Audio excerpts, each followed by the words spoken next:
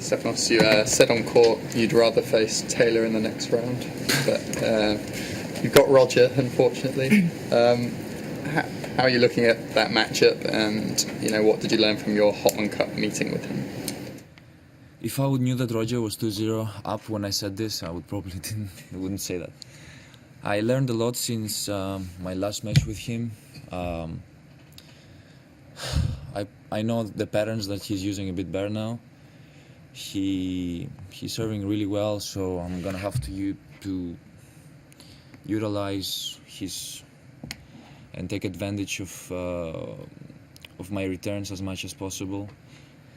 I'm pretty sure he's gonna be serving well, so yeah, return games need to be aggressive and pressing a lot. So he's a legend of our sport. It will be a great day facing him in one of the best arenas, Rod Laver, and I'm really excited for the match. Yes, and congratulations, and it was a great match. But could you tell us a little bit about the crucial moment in the third set where your set point was overruled, and afterwards you lost your service game? How did you survive? But I think you didn't make a challenge over it. No. Challenge? Why should I make a challenge? The ball was in. Yes. No, it was set point. Yeah, when I lost my temper, right? Yeah, the ball was overruled, and I didn't quite get it because his call was much later after my opponent hit the return. So I found this very unfair from the referee side. It's a bit cold here, so I'm trembling. Yeah, it was a bit unfair, and pressure and everything.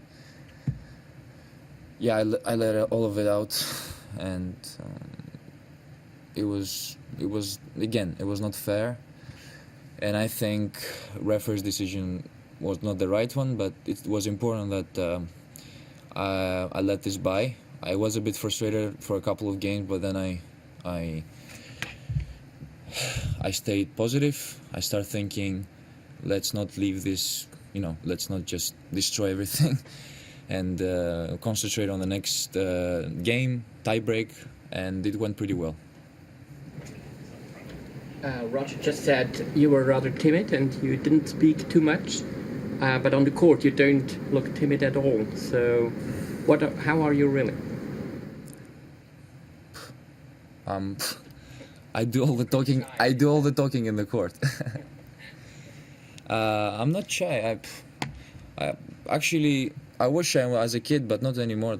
I learned to find my comfort when I'm with people. I think I'm comfortable meeting new people and having a discussion with someone. It's just not many of the players, wanna be friends on the tour. That's a problem. That's an issue, Unless you speak the same language. That's why you see all these Spaniards, whatever, Latin Americans hang out with each other.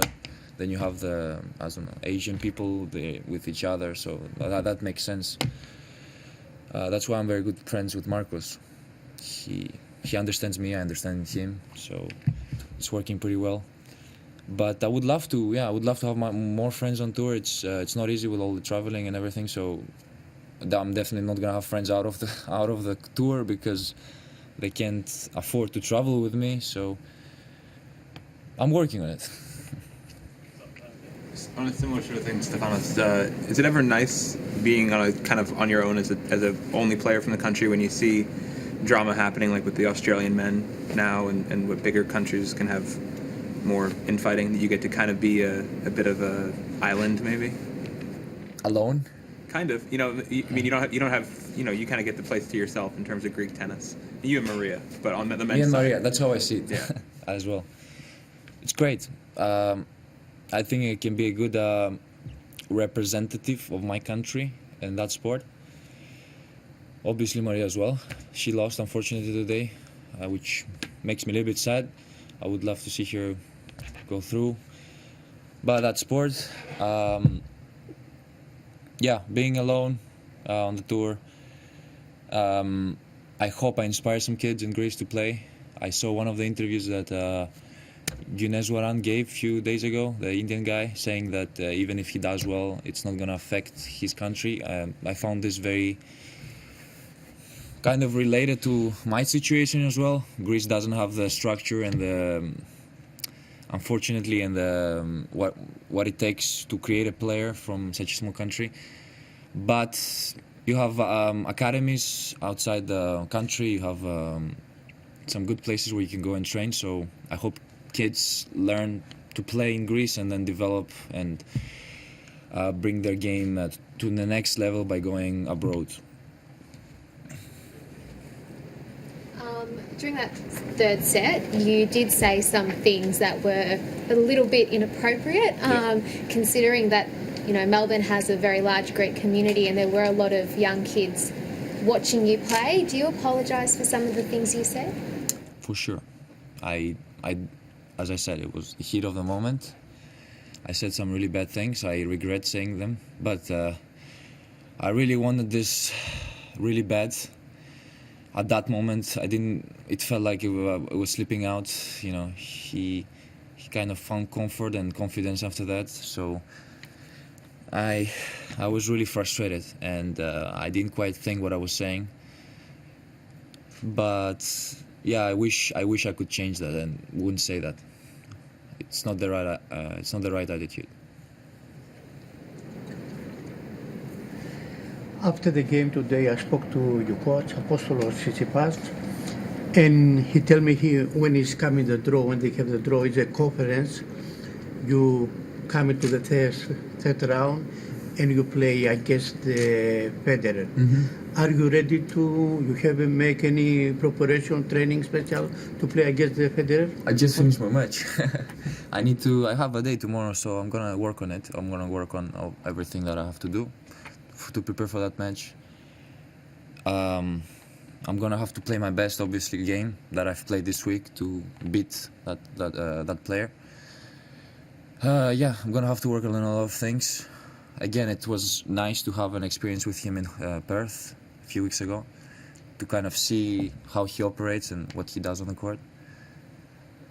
But yeah, it's gonna be an interesting challenge. Do you have any particular memories of watching him growing up, any matches that stand out? The El Clasico against Nadal, Djokovic. Yeah, saw a lot of matches. But if I think about it now, it's insane that I'm in this position where I can actually play him. It's really emotional. Any particular finals or anything that's sticking in your head? Finals? Yeah, I remember that final that he played with Rafa in Wimbledon. That was in 2009 or 8. If I'm not wrong. That was an amazing final. I watched all of it. I remember that. Also, the match that he played against Soderling into the French Open, when he won the French Open for the very first time. The final that he played against US Open against Djokovic, I think. Did he ever beat Djokovic at the US Open? Yeah, that final, yeah. Stefanos, many players when they first play Roger on a big stage are quite intimidated by the occasion. They find it difficult to cope with. I'm guessing that you won't feel like that. Do you think you're ready for this kind of? I hope so. I mean, you know, it's not easy to play these kind of players that you've been watching for so long, and you finally get to play them.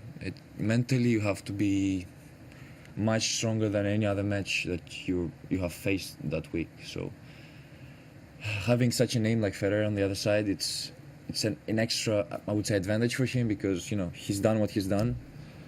But mentally, you know, for players to beat him, they have to be ready and believe in themselves that their game is great enough to beat such a player. I feel good. I can tell you that. What were your feelings today about the atmosphere created by the Greek fans, and do you expect a kind of on-field advantage against Federer? I hope they all make it to the match. That would be amazing. Yeah, as more calm, that's better for me, I guess. I don't know. But they give a very nice atmosphere, energy on the court, and I appreciate what they do. They really want it as bad as me. It's a football game. Yeah, exactly.